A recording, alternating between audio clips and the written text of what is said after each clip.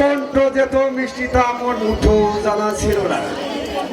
তোমার ওই সুমধুরে গান আমার হৃদয় যে পাগল করে দিয়েছে ফুলভানু।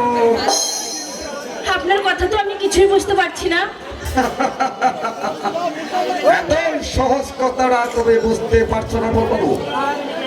আর ওই গানের সুরে আজ আমি দেওয়ানা, তাই তো তোমাকে আপন করে নি আমার বেগমের মর্যাদা দিতে চাই, আমার স্পর্শ রাখতে চাই।